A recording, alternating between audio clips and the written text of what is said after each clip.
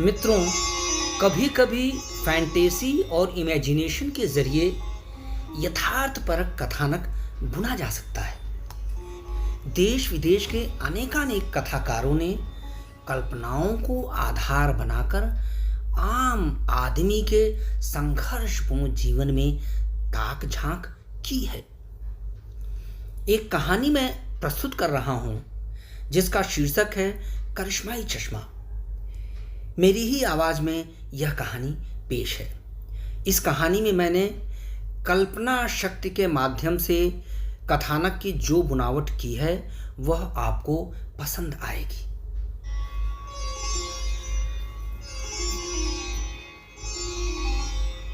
बेशक वह बाबा आदम के जमाने का लकड़ बक्सा था जो किसी बड़े मंदिर के बड़े घंटे के आकार के ताले से बंद था। ताला भी क्या था कि वह बिलाशक अलीगढ़ की किसी बड़ी फैक्ट्री में विशेष आदेश पर बनवाया गया होगा। अपने शौक बचपन में जबकि मुझे नित नए नायाब प्रयोग करने की जिज्ञासु लत पड़ी हुई थी, मैं उसे छेड़ने की हिम्मत कभी नहीं जुटा सका, क्योंकि जब कभी मैं उसे छेड़ने की चेष्टा करता तो माँ कहीं न कहीं से आ टपकती और कहती, मन्नू, आइंदा ऐसी हरकत मत करना, अन्यथा मैं तुम्हारे पापा से कह दूंगी। उस वक्त वह उस थानेदार जैसी लगती जो शहर के कोतवाल की हिदायतों का मुस्तैदी से पालन करने में कोई कोताही न बरतता हो। मेरे किशोर से बालिग होते होते समय की एक परतदार गर्द मेरे बाल स्मृतियों पर बैठ गई। दुर्भाग्यवश क्रूर काल के निर्मम हाथों मेरे सिर से ममता का साया भी मेरे कैशोर्य में ही छिन गया।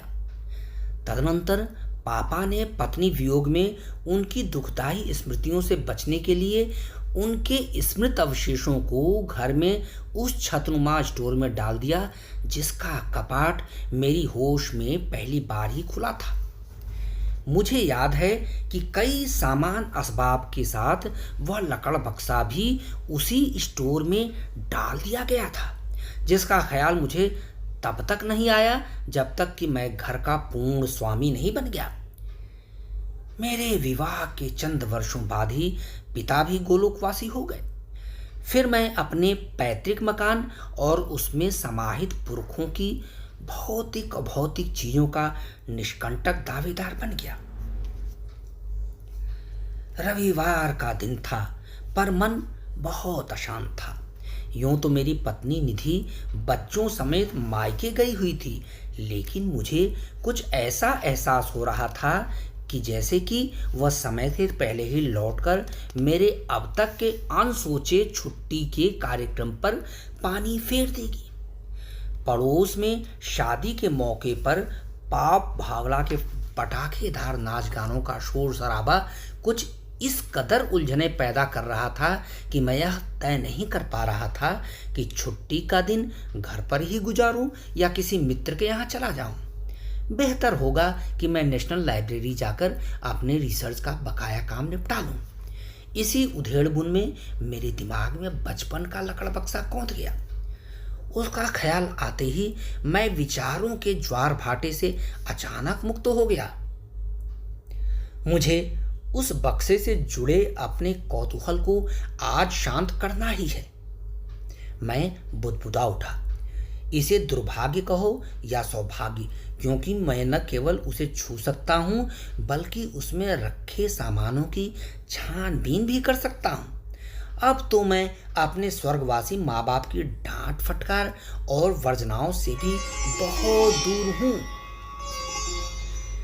मैंने पल भर के लिए कुछ सोचा और उस छतनुमा स्टोर तक पहुंचने के लिए तिकड़म बैठाने लगा। मैंने बांस की एक पुरानी सीढ़ी लगाई और उस गर्दखाने में घुस गया। अभेद्य मकड़ जालों को साफ करते हुए और एक अजीबो गरीब धूल की गंध को नाक में सुलगते हुए चारों तरफ नजर दौड़ाई।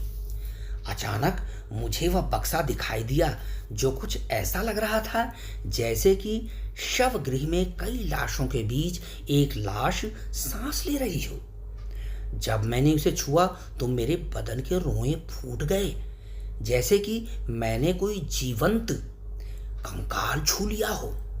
लिहाजा मैंने उसे बड़े यत्न से लोहे की मजबूत सीकड़ से बांधा और खुद को दीवार से अड़ाकर उसे जमीन की ओर लटका दिया। जब बक्से ने जमीन को छुआ तो मेरी सांस में सांस आई। नीचे उतरकर मैंने बड़ी राहत की सांस ली। आज का संडे बड़ा दिलचस्प होगा। इस एकांत और सुकून के माहौल में मैं अपने चिर प्रतीक्षित प्रयोगों को सफल अंजाम दे सकता हूँ, मैं खुद से कहा, और उसके बाद बक्से के घंटानुमा ताले को खोलने का उद्यम करने लगा। पुरानी चाबियों के गुच्छे में से एक भी चाबी काम नहीं आई। फिर मैंने बचपन के सारे अनुभवों का सहारा लेते हुए सिंकचों, लोहे के ब्लेडों, कीलों आदि से ताले को खोलने की हिकमत लगाई, पर ताला एक सिपाही द्वारा बेरहमी से मार खा रहे किसी कांये पेशेवर चोर जैसा मुंह खोलने का नाम नहीं ले रहा था। उस जिद्दी को मेरे ऊपर तनिक भी रहम नहीं आ रहा था, जबकि मैं पसीने से जार जार हुआ जा रहा था। गुस्से में मैंने बक्से को पीटा और पसीने से सने बालों को नोचा और पीड़ा से खुद ही करा उठा। आखिर में मैंने बड़ी हताशा में प्रयास छोड़ने की गरज से एक भारी हथौड़े से ताले पर प्रहार किया। मैंने देखा कि ताले ने अपना मुख खोल दिया था। वह टूटकर निढाल हो गया था और धराशायी हो गया था। विजयोन्माद में मैं खुशी से लबालब भर गया। मैंने बक्से का कपाट खोला। मुझ में जिज्ञासा की बाढ़ कुछ ऐसे उमड़ पड़ी जैसे कि मैं किसी पुरातात्विक खुदाई में प्राप्त एक प्राचीन नगर में प्रवेश कर रहा हूं। पहले मैंने लाल कवर वाली एक डायरी उठाई। मैंने इसके पन्ने पलटे।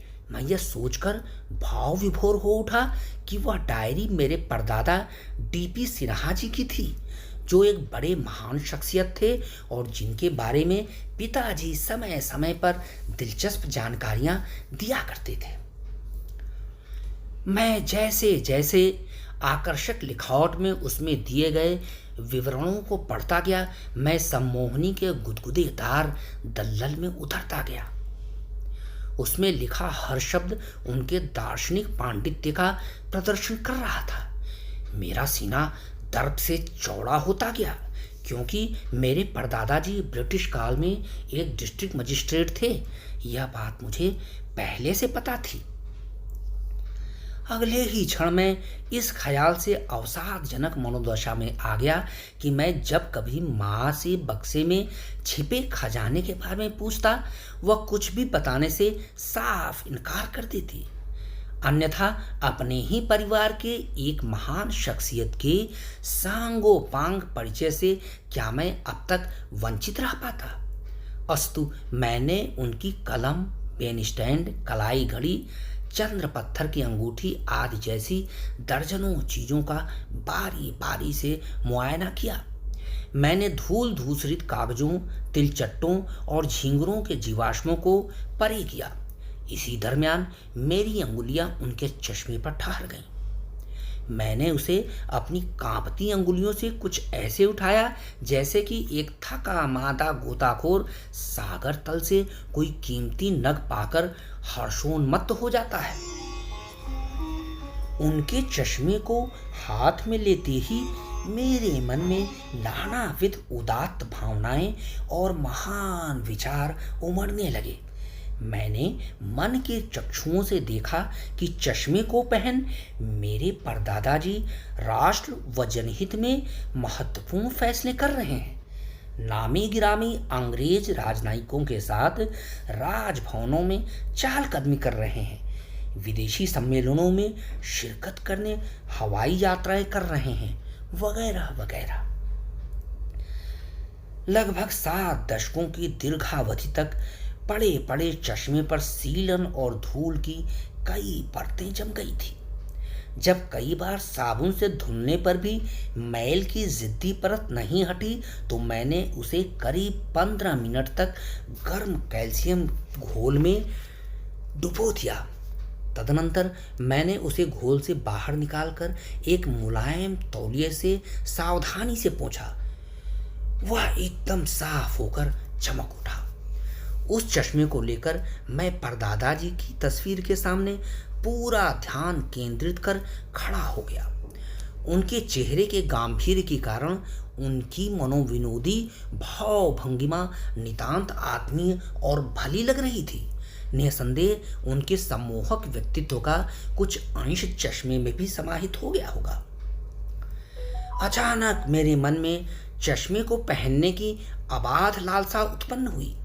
मैंने जैसे ही उसे अपने चेहरे पर रखा, मुझे कुछ ऐसा एहसास हुआ जैसे कि दीवारें घूम रही हैं, जमीन से पैर की पकड़ ढीली पड़ रही है और मैं चक्कर खाकर गिरने ही वाला हूँ। मैंने शिथिल पड़ रहे स्नायुओं को आपे में रखने की कोशिश की, तभी मैंने उसे चेहरे से हटाया। अगले ही पल मैं सामान्य होने लगा। मैं बेहद डर गया। उसके पहनते ही शरीर में जो रासायनिक प्रतिक्रिया हुई, शरीर जिस तरह से आवेशित हो गया, उससे मैं सहम सा गया कि कहीं इसके प्रभाव से कोई अनिष्ट घटित न हो जाए।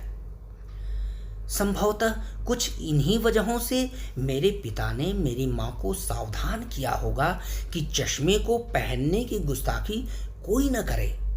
मैं खुद से ही बुदबुदा रहा था। मैं किसी अंधविश्वास की गिरफ्त में कभी नहीं रहा।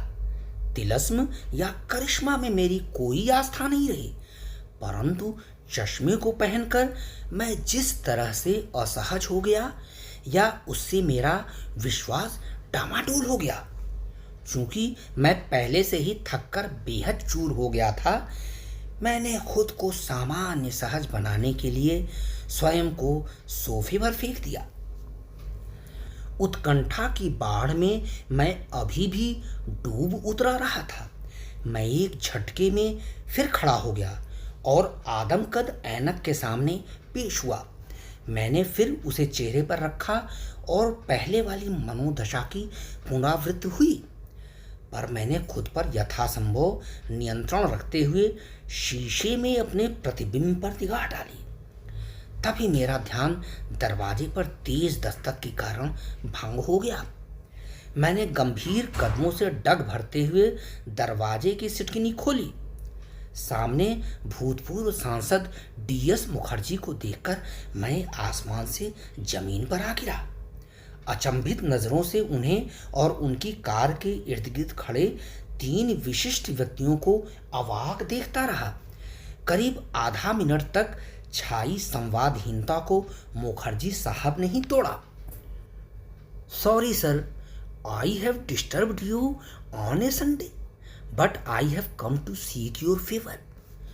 कुछ झिझकते हुए मुखर्जी साहब ने अपने आने का प्रयोजन बताया। उनके अप्रत्याशित आगमन पर न तो मैं उनके प्रति अपना समुचित आदर भाव व्यक्त कर सका और न ही उनसे ड्राइंग रूम में बैठने का अनुरोध ही कर सका। अस्तु मैं बरबस बोल उठा, sir, do you seek my favour, a Richard man's favour, but what for? वे अनौपचारिक रूप से मुस्कुराते हुए मेरे मेहमान खाने में दाखिल हुए और सोफे पर विराजमान होते हुए कहने लगे, डॉक्टर सिन्हा, मैंने देश विदेश की पत्र पत्रिकाओं में आपके पांडित्यपूर्ण लेखों और अन्य तरह की साहित्यिक रचनाओं को बड़े चाव से पढ़ा है। बेशक आप मेरे इलाके में एकमात्र ऐसे बुद्धिजीवी हैं जिन पर हमें बेहद फख्र है। मैं समझता हूं कि आप राइटर्स कॉन्फ्रेंस की अध्यक्षता करने के लिए सबसे उपयुक्त व्यक्ति होंगे। आप कृपया आज शाम उक्त कॉन्फ्रेंस में शिरकत करने की कृपा करें, जिसका आयोजन हम यूनिवर्सिटी कॉमन हॉल में करने जा रहे हैं। उनके आत्मीयतापूर्ण आग्रह को मैंने मौन सहमति दे दी, लिहाजा मैं बड़े असमंजस में था। क्या मैं वाकई इतना बड़ा लेखक बन गया हूँ कि मुझे साहित्यिक संगोष्ठियों सम्मेलनों की अध्यक्षता करने के लिए आमंत्रित किया जाने लगा है? सांसद महोदय के जाने के पश्चात मैं काफी देर तक अपनी प्रकाशित रचनाओं, कृतियों और अप्रकाशित पांडुलिपियों पर मनन विचार करता रहा। शाम को जब मैंने राइटर्स कॉन्फ्रेंस में अपनी किस्म का पहला भाषण दिया तो बेशक मुझ में एक अपूर्व ऊर्जा का संचार हो रहा था। वहां उपस्थित मीडिया के लोग, प्रोफेसरों, साहित्य प्रेमियों और वरिष्ठ बुद्धिजीवियों पर जैसे मेरी बातों विचारों का जादुई प्रभाव पड़ रहा था। किसी अंतर्भूत प्रेरणा से सटीक शब्दों में विचारों का स्वाभाविक उद्गार हो रहा था। वास्तव में समाज में साहित्य की सार्थकता और उपयोगिता पर मैं लंबा व्याख्यान देने में सक्षम था। उक्त गोष्ठी के विसर्जित होने के उपरांत लोगों ने आकर न केवल मेरे विचारों और पांडित्यपूर्ण भाषा शैली की तारीफ की, अपितु मेरे प्रभावशाली व्यक्तित्व की सराहना भी की। मुखर्जी साहब ने प्रबंधक की हैसियत से मुझसे हाथ मिलाते हुए गर्मजोशी से मेरी विदाई की। खुशामद के जो शब्द उन्होंने कहे उनमें मेरे परदादा जी के चश्मे की तारीफ भी शामिल थी, जिसे मैंने अपने व्यक्तित्व को उक्त अवसर के अनुरूप आकर्षक बनाने के लिए पहन रखा था। उस रात नींद मुझसे मीलों दूर थी। मन में महत्वाकांक्षी भावों अनुभवों का सुखद ज्वार उमड़ रहा था। निसंदेह परदादा जी के चश्मे के प्रति मेरे मन में एक प्रकार का अगाध लगाव पैदा हो गया था। उसके स्पर्श मात्र से मेरे मन को बड़ी शांति मिल रही थी। उसे पहनते ही मुझे कुछ ऐसा लगता था जैसे कि कोई महान व्यक्तित्व मुझ में अंतरित हो रहा है। अगली सुबह जब मैंने तैयार शुदा ऑफिस आने के लिए दरवाजे की ओर कदम बढ़ाया तो एक अप्रत्याशित दस्तक हुआ। नेपथ्य से चूड़ियों के खनकने की आवाज और बच्चों की किलकारियां कानों में पड़ी।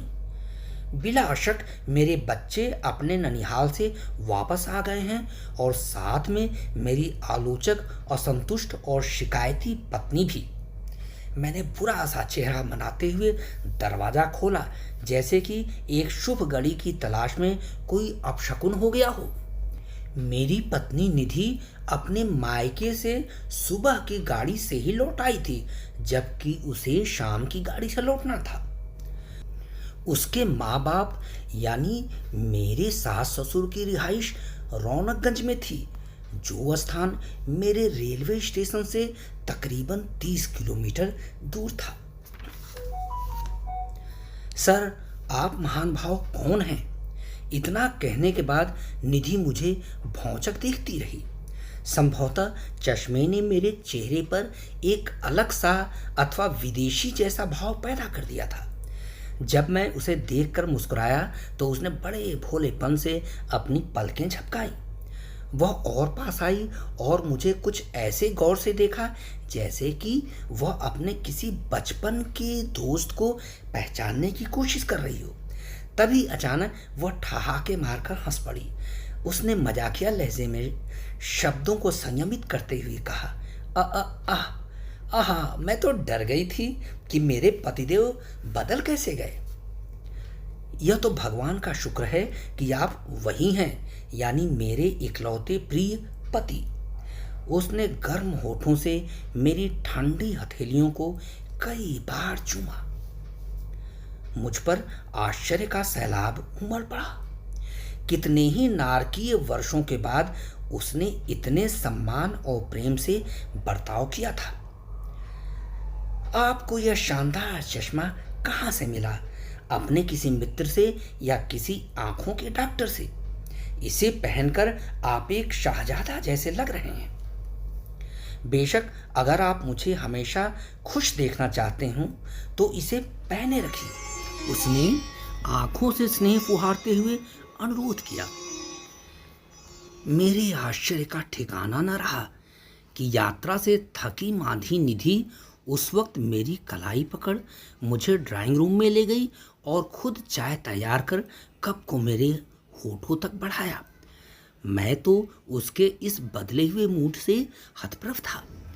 मैंने सोचा शायद ट्रेन में किसी स्मार्ट युवक का सामीप्य पाकर अथवा किसी सुखद घटना से दो चार होने के कारण उसके मूड में क्षणिक परिवर्तन हुआ होगा।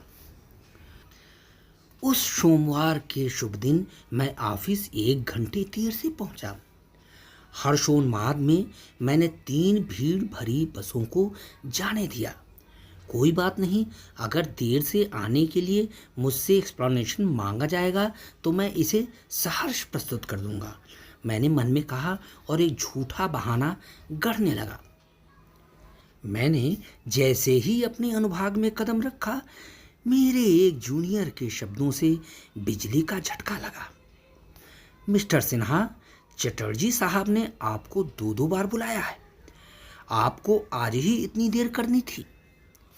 मुझे उसका आशय कुछ संदिग्ध सा लगा। देर होने के अपराध बोध से मैं पसीने पसीने हो गया। सिर नीचे किए मैं अपने बॉस के सामने पेश हुआ। मैं स्थिति का सामना करने के लिए पहले से ही तैयार था, लेकिन वहां जो कुछ हुआ वह अप्रत्याशित था। बॉस ने उठकर न केवल मुझसे हाथ मिलाया बल्कि मेरी पीठ भी थपथपाई। बधाई हो मिस्टर सिन्हा, आपके लिए एक अच्छी खबर है। आपका डिप्टी मैनेजर बनने का सपना साकार होने जा रहा है। उनके शब्द सुनकर मेरी बाँछें खिल गईं। मैं 7वें आसमान में उड़ने लगा। चेयरमैन ने आखिरकार हमारी मांग मान ही ली। सुबह यहाँ आते ही मुझे उनका फ़ोन मिला कि वे ऑफिस में बढ़े हुए कार्यभार के मद्देनज़र डिप्टी मैनेजर का एक पद बनाने के लिए राजी हो गए हैं। उन्होंने आगे कहा। मुझे तो अपने कानों पर बिल्कुल विश्वास नहीं हो रहा था। मुझे लगा कि जैसे मैं सचमुच सपना देख रहा हूँ। मैंने चश्मा उतारा, आंखें मली और सिर खुजलाया। मैं सपना नहीं देख रहा था। मैंने अपने बॉस को बड़ी कृतज्ञतापूर्वक देखा, जिनकी निगाहें मेरे चेहरे या निस्संदेह मेरे चश्मे पर ठहरी हुई थी। सिन्हा जी, आप इस चश्मे में बड़े स्मार्ट नजर आ रहे हैं। आपका सम्मोहक व्यक्तित्व पूरी तरह खिले गुलाब की तरह अपनी छटा बिखेर रहा है। आप कृपया हमें इस चश्मे में ही नजर आया कीजिए। उनके शब्दों से जहां मैं शर्मा गया, वहीं मुझ में बड़े स्वाभिमान और आत्मविश्वास का भी संचार हुआ। उन्हें दोगुने उत्साह से भरपूर शुक्रिया अदा करते हुए मैं उनके चैम्बर से रुखसत हुआ। उस दिन मैंने अपने भावी प्रमोशन की खुशी में अपने सहकर्मियों को एक पार्टी दी। अब मैं उनके लिए वास्तव में साहब बन गया था। उस वक्त ऑफिस में जो लोग मुझसे जले कटे रहते थे, वे भी मेरे पास आकर मेरी खुशामद कर रहे थे। इसी दरमियान मेरे जीवन का सबसे रोमांटिक क्षण मुझे आनंदातिरेक से सराबोर करने लगा। यानी वर्षों से मेरे प्रणय निवेदन को बेरुखी से ठुकराने वाली मेरी स्टेनो रेखा ने न केवल आकर मुझे प्रमोशन की बधाई दी, बल्कि मेरे पास इतना करीब होकर बैठी जैसे कि हम दोनों बचपन के दोस्त हों। उसकी सुरीली फुसफुसाहट से मेरे कानों के भागे जाग उठे। उसने अपनी अत्यधिक निजी बातें भी मुझसे बेझिझक बता डाली। मैं उसके दिल का सबसे बड़ा राजदार बन गया। मैं एकदम रोमांचित हो उठा, जबकि उसने मेरे कंधे पर अपनी लटें बिखेर कर विनयपूर्वक आग्रह किया, जॉन, कल शाम सी बीच चलते हैं। वहाँ जी भर के बातें होंगी। मैं तुम्हारे सारे गिले शिकवे मिटा दूंगी। बोलो, चलोगे ना माय स्मार्ट स्वीट बॉय? मैंने सहमत में सिर हिलाया और पलकें झपकाई। फिर उसने मेरी और मेरे व्यक्तित्व की तहे दिल से सराहना की। मेरे चश्मे को प्यार से छूकर इसे और भी कीमती बना दिया।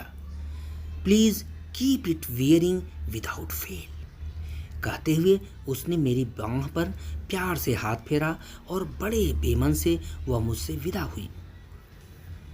रोजमर्रा के विपरीत शाम 7 बजे मैंने घर का दरवाजा खटखटाया। मैं सहमा हुआ था, क्योंकि मुझे ऐसा लग रहा था कि निधि आज देर होने का कारण पूछेगी।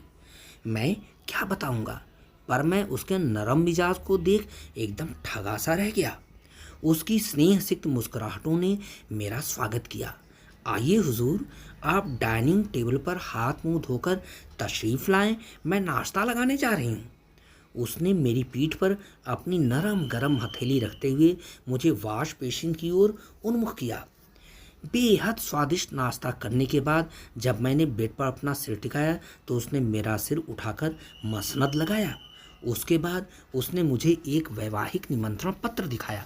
मुझे ताज्जुब हुआ कि शहर के एक दिग्गज उद्योगपति जेपी दास ने अपनी पुत्री के विवाह में उसी शाम हमें साग्रह सपरिवार आमंत्रित किया था। निधि ने मेरे दोनों गालों को हथेलियों से अगाध प्रेम पूर्वक दबाकर फुसलाया। डार्लिंग, चलो ना, देखो कितना मुद्दत हो गया है, न हम किसी पार्टी में गए, न ही किसी ब्याह सगाई में शरीक हुए। आज इस मौके को मत चूको, बच्चों का भी बड़ा मन है। वह हवा की तरह हावी होती गई और मैं आदम की भांति उसके वश में आ चुका था। मैंने मौन स्वीकृति दे दी। हम विवाह पार्टी में शरीक हुए। वहाँ मेरे साथ जो कुछ घटित हुआ उसका स्मरण मेरे बदन में आज भी झुरझुरी पैदा कर देता है। मैंने देखा कि शहर के धन्ना सेठ, रईसजादे, बड़े बड़े राजनेता मेरी ओर बरबसी खींचे चले आ रहे हैं, जैसे कि मैं बॉलीवुड का कोई सुपरस्टार हूँ या अंतर्राष्ट्रीय ख्यात की कोई शख्सियत। कुबेर सरीखे जेपी दास मेरे पास खुद आए और लोगों से मेरा गर्मजोशी से परिचय कराया। मैं वहां अपने प्रति प्रदर्शित सम्मान से अभिभूत होता चला गया। हम बेहद उल्लसित मन घर वापस आए। सोने से पहले मैंने निधि को अपने प्रमोशन के बारे में जानकारी दी तो उसने मुझे इस कदर प्यार किया जैसे कि रेगिस्तान में भटक रही किसी प्यासी हिरणी को पीने के लिए अमृत कलश ही हाथ लग गया हो। उस रात मैं फिर सोचता रहा कि भाग्य की देवी मुझ अभागे पर किस तरह मेहरबान हो गई है। मैं अंतर्मुखी, आदर्शवादी और भावुक व्यक्ति होने के कारण परिवार, पड़ोस और समाज में उपेक्षित सा एकाकी जीवन जीने का आदती बन गया था। परंतु अब हर व्यक्ति और हर चीज मेरा शुभेच्छु बनकर मेरी तरफ खींची चली आ रही थी। हर स्थान पर मुझे महत्व मिल रहा था। यह रहस्य मेरे लिए आज भी एक अनबूझ पहेली ही है कि इतने लंबे समय से दीवार पर टंगे इस चिथड़े कोट में अचानक इतना आकर्षण कैसे पैदा हो गया। मंगलवार की सुबह मैं यह सोचकर अत्यधिक बाग बाग हो रहा था कि आज की शाम मेरी प्रेयसी रेखा के संसर्ग में गुजरेगी। मैं मनमौजी ढंग से जैसे ही अपने ऑफिस पहुंचा, चटर्जी साहब ने मुझे बुला भेजा। मिस्टर सिन्हा, चेयरमैन साहब ने आपको निर्देश दिया है कि आप विधानसभा में कंपनी की तरफ से एक शिष्टमंडल का प्रतिनिधित्व करें। वहां राज्यपाल मुख्य अतिथि होंगे। इस बाबत आपके आने से पहले मैंने सारा बंदोबस्त करा दिया है। आप प्लीज 11 बजे विधानसभा में तशरीफ ले जाएं। बॉस का आदेश लेकर मैं गर्वित महसूस कर रहा था कि मैं एक चुनिंदा व्यक्ति बन गया हूं। मैंने कंपनी की ओर से शिष्टमंडल का नेतृत्व किया। मैंने मुख्यमंत्री से कंपनी के आर्थिक पहलुओं पर बातचीत की और राज्यपाल से हाथ मिलाया। विशिष्ट व्यक्तियों के साथ लंच किया और सायं 4 बजे वापस ऑफिस आ गया। चटर्जी साहब ने मेरा स्वागत एक वरिष्ठ अधिकारी के रूप में किया। तदनंतर मेरे साथ आधे घंटे की एक गोपनीय बैठक भी की। 4:30 बज चुके थे। जब मैं ऑफिस से बाहर निकला तो रेखा को बेसब्री से प्रतीक्षा करते हुए पाया। हम ऑटो रिक्शा से सी बीच पर आ गए। वहां हम दोनों बालू पर बैठ गए। जब मैंने उसे बाहों में लेने की गुस्ताखी की तो वह कोई शिकायत किए बिना समर्पित हो गई। हमने रोमांटिक बातें की और परस्पर चुंबनों का आदान प्रदान किया। जन्नत के सारे लुत्फ उन लम्हों में सिमट आए थे। हमने सोडा वाटर पिया, आइसक्रीम, पिज्जा और बर्गर खाए। जब शाम की स्याही अंधकार का रूप लेने लगी तो हमने बोझिल मन से सी बीच को अलविदा कहा। हम एक दूसरे की कमर में हाथ डाले टहलते हुए बस स्टैंड पर आ गए। अब जुदा होने का गम हमें सता रहा था। अचानक रेखा के असामान्य व्यवहार से मैं चौंक उठा। उसने एक झटके से मेरी कमर पर से अपने हाथ हटा लिए और कुछ इस तरह चीख उठी, ए मिस्टर, दूर हटो, ये क्या बदतमीजी है? ये मुझे कहाँ बहका कर लाए हो? मैं चिल्लाकर सभी को, अरे हटो, मेरी बस आ गई। क्षण भर के लिए मुझे बिजली का झटका सा लगा। एक परी की भांति वह पंख फैलाकर बस में उछल हो गई। न पीछे देखा, न अलविदा कहा। उसके सनकी आचरण से मैं कराह उठा। इसी बीच मुझे एहसास हुआ कि मेरी कोई प्रिय वस्तु मुझसे बहुत दूर हो गई है। मैंने अचानक अपने चेहरे को छुआ। अरे, मेरा चश्मा तो सी बीच पर ही छूट गया। मैं खुद से चिल्ला उठा और सिर पर पैर रखकर भागा। चश्मा मुझे नहीं मिला। मैंने वहां बैठे कई लोगों से पूछताछ की, इधर उधर पागलों सा दौड़ा। बड़ी निराशा में ईश्वर से प्रार्थना की, मन्नतें मानी। मैं लगभग उस नादान बच्चे की तरह सुबकने लगा जो किसी भीड़ भाड़ में अपने माँ बाप से बिछुड़ जाता है। थक हार कर एक हारे हुए जुआरी की तरह मैं घर की ओर चल पड़ा। निधि ने आंखों से अंगारे बरसाते हुए देर से आने का कारण पूछा। मैं कॉन्वेंट में एक नवागंतुक बच्चे की भांति हकलाने लगा और उसका उत्तर न दे सका। उस रात का खाना निहायत बेस्वाद था।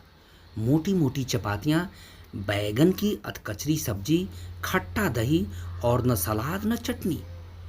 फिर मुझे अपने स्वर्गीय माँ बाप के परित्यक्त कमरे में सोने के लिए कहा गया।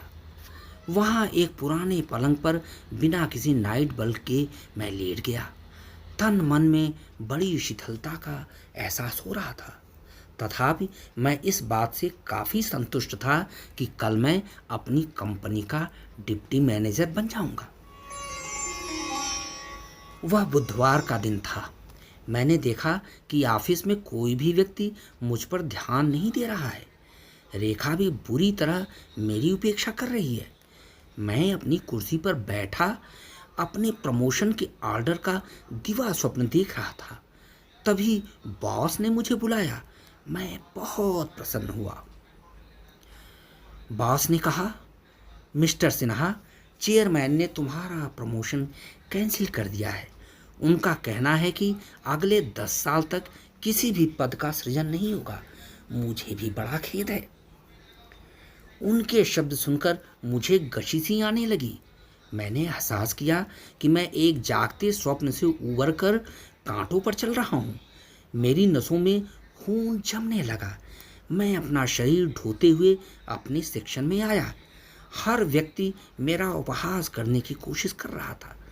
उनकी बातचीत कड़वे व्यंग और तीखे तानों से सराबोर थी।